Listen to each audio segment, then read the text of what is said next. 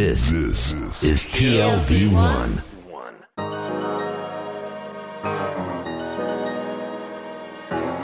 The Tel Aviv Review with Gilad Halpern. Hello and welcome to the Tel Aviv Review, a program dedicated to the word, to the thought and to debate, brought to you by the Van Leer Jerusalem Institute, which promotes humanistic, democratic and liberal values in the social discourse in Israel. I'm your host, Gilad Halpern, and today's interview is being recorded here in front of a live audience at the 2016 Limud Conference in Birmingham, UK. My guest today is a rabbi and a Hebrew Bible scholar. He's the editor of a forthcoming book entitled Halachic Realities, Collected Essays on Organ Donations, which follows on the heels of his previous book, Halachic Realities, Collected Essays on Brain Death. Rabbi Dr. Zev Farber, hello and welcome.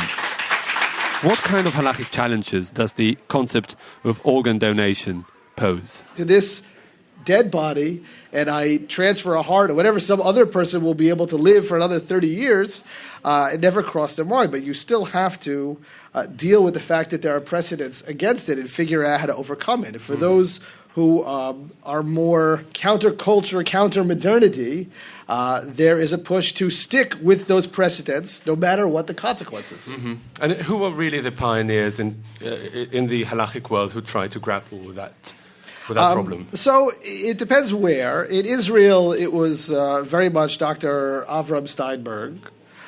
In America, you had Moshe Tendler. And what was unique about that... Around what time? So the real shift comes in two stages. But the main shift comes in the 80s when you begin to get anti-rejection medication. See, before anti-rejection medication, most people who had new organs did not survive very long. So it was very easy for the more conservative elements to say, we're against this, or if Moshe Feinstein had a line, this was double murder. Mm-hmm. This is not pikuach nefesh. Well, if you're not saving a person's life for a large amount of time, there was an easier time pushing back. There were still people who would advocate for it, but less. After anti-rejection medication became standard, and people could live for years and years on it, there became this push to allow it. And what was unique about Steinberg and Tendler is that both of them have standard Orthodox yeshivish training, but they're also both either, in one case, Steinberg is a doctor, he's a pediatric neurologist, and Moshe Tendler is a biologist. So they had a strong understanding of also the medical, physical realities. I'm trying to understand how it is different from cremation, for example, which is also an issue of big halachic problem. Do you see them as parallel in any sense, or? So the issue with cremation is there's never been a very strong push. When you say, look, how do you deal with the precedent you have to bury a body? How do you deal with the precedent you're not supposed to desecrate a body? So the idea that I want to save space, or this is the way we do it, or land reclamation, whatever it is rather relatively weak. When I say you could save, the Halachic Organ Donor Society, founded in America by Robbie Berman, right? They have this T-shirt. I have the T-shirt, right? Sign one card, save 8 lives. Because you have all different organs and they go to different people. Plus eye, plus ability to see, skin. There's tons of people you could help and save their life. That is a very, very strong reason to overcome that you don't have with something like cremation. Mm-hmm. So what about the conservative backlash? Does it still hold any ground at all? Well, so it all depends who you ask. I don't think so, but the conservative backlash is enormous.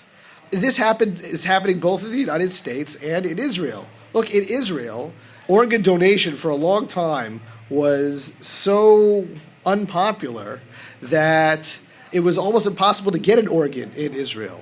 Even though Israel technically is supposed to be on a organ donation trade group with a number of European countries, if you don't put in enough organs into the pool, then you don't get. Mm-hmm. So it was almost, to need an organ was a death sentence. I knew people who spoke no English whatsoever who moved to the United States just to get on an organ list. That particular person came from the same exact community that pushes against donating organs. So there is also a ethical problem that comes up with groups that will accept organs but won't donate them. That has caused a backlash in the medical community in the States, for sure, in a number of hospitals. look, there's the power of precedent. There is, when it comes to certain organs, can only be taken from patients who are brain dead, but their bodies are still functioning. The heart, for instance, loses any ability to be transferred in a donation within minutes of the person dying. So you need the person to be brain dead. That brings up questions of whether brain death should really be considered death or not. And then there is a superstitious element. A number of years ago, a very famous Israeli soccer player, Avi Cohen, was killed in I think it was a motorcycle accident. I don't remember the details. And was brain dead. He had signed an organ donor card. This would seem to be a slam dunk. However, the kids went to certain schools where the rabbis said that if you donate the organ, that when you're resurrected, you'll come back without the organ. So if he gives away his heart or his liver or whatever, he'll be reborn. Without a liver, he'll die. So there was a fear, and the family asked for him not to donate the organs, and they did not donate the organs, and that is how it ended. It caused a huge issue in Israel. Mm-hmm. That backlash is in the right-wing community is very real. It has a tremendous amount of influence even outside of its own community. Right. In your book, you deal also with issues that are not necessarily halachic in relation to organ donation. What can you tell us about that? So, I'll give you a little background. First of all, just to be clear, I don't want to take more credit than I should. So the books are edited volumes, meaning I'm the editor of the book. I'm the author of a number of articles in each volume, but I'm not the author of the book. The idea for both books came from my feeling that the treatment of the subject, specifically in a document that was put out in 2010 by the RCA, was inadequate. And when I was thinking about what felt inadequate, I mean, what would I do differently? That was my first question. If I were to do this, finally now the second volume is to be published this year, and I have done it. But one of the things I felt was that there are many issues you have to think about, not just halachic texts, right? So there's medical issues. You have to understand the medical issues properly. There's ethical analysis. I mean, ethics is not coterminous with halakha. There are many ethicists who think about things in creative ways. There's personal, right? Hearing from people who experienced this, who donated loved ones' organs, what that experience was like. It helps one really think about it. So I decided that, first of all, I want experts to speak for themselves. I don't want to interview doctors and then have my voice dominate the discourse. I want the doctors to speak for themselves. I want ethicists to speak for themselves. I'm also a Bible scholar, but that was not relevant to this. I'm a halachas. I wrote a number of halacha articles. I wanted families to speak for themselves. So a lot of the sections, which are not just halacha, are there to round out the discourse. I feel like just a technical analysis of what I would call quasi-precedents, precedents that should be discussed when thinking through a question that, of course, the precedents never could have imagined, is not sufficient analysis. But how would you separate between them? What questions are ethical and not halachic and vice versa, for example? So look, I think that halacha is a very pliable form of discourse. If someone said to me, look, I need you, someone put a gun to my head, to use a different subject I deal with. If someone put a gun to my head and said, I need you to come up with a halachic discourse that forbids organ donation. Could you think of anything? Could you find precedent? Could you make the argument? The answer is yes. If someone said to me, could you make an argument, in theory, for being allowed to accept organs and not donate them? In theory, a legal argument. Yes.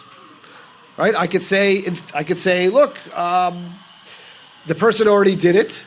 I wasn't specifically asking them to. They signed the organ donor card without ever having met me, never asked me my halachic opinion. Now that they've already done it and there's a kidney sitting around, why can't I take it?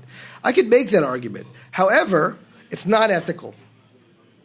I don't know if I could prove halachically that it's for sure usher in a very technical sense, but I think that as human beings, we want to think about what are the implications of that. I think it's very important. Mm-hmm. I also think on a pastoral level, one of the most insightful articles that at the time, it's been a few years, so I think he's no longer a grad student, but was a grad student at the time who wrote it, talked about how one of the reasons that organ donation is so hard is that when you look at a brain-dead patient who is on machines, the body is warm, the chest is going up and down, right? The heart is pumping. They look alive. It is very easy in your head to start thinking maybe there's some mistake here. The body doesn't show the signs that we are taught to expect, that are ingrained in us. How do you deal with that on a pastoral level? To say, well, that doesn't matter, all I got to do is quote, a couple Gemaras and a Rambam, it does not really deal with the problem in a real way. And much of the objections is because the person is afraid and they feel this is not right. The gut is telling them there's something not right here. And thinking that through can very much helps the family, which is important just as an end in itself, to help the family digest a death that doesn't look like death. And it also helps the people who need the organs, because they'll have a better chance of getting it if you're listening to the family and you understand where they're coming from. Just analyzing, tshuvot is not going to get you there. Okay, we have very little time for questions from the audience. Has anyone got a question? Yes, please come forward. Hi, I was here last year and I heard Robbie Berman speak and it was absolutely amazing. And he said that the reason we should give organs is because the nurse at the hospital in New York, where Jews do not give organs, said, you Jews, you take everybody else's but you won't give. And he said that was just the worst thing possible. Take, but you're not giving anything. I understand why, but the Irish nurse did not. So, what can you do about it? Right, so I can respond to that, although I think the question is not aimed at me. What I can do about it is write 2 books arguing for the importance of donating organs and include explicitly an essay, that's what I think was by Eugene Korn, about why that stance is unethical. I've heard not just from an Irish nurse, I've heard from doctors who sit on ethics committees in these hospitals that it comes up. It comes up as questions of priorities, and should we be giving to these religious Jews who won't give? So I absolutely think that is a problem, and I'm doing what I can. All right, Rabbi Dr. Zev Farber, I'm afraid we've run out of time. Thank you very much. You're a rabbi and Hebrew Bible scholar, the editor of a forthcoming book entitled Halachic Realities, Collected Essays on Organ Donations. Thank you very much. Okay, thank you very much.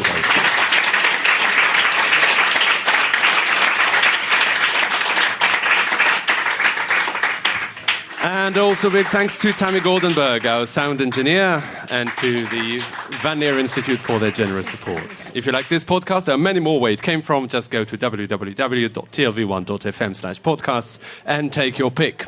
Our co-host, Dalia Shendlin, will be back with us shortly, but in the meantime, don't forget to visit our website, telavivreview.org, like us on Facebook, and follow me on Twitter. Join us again next week for another edition of the Tel Aviv Review, and until then, goodbye.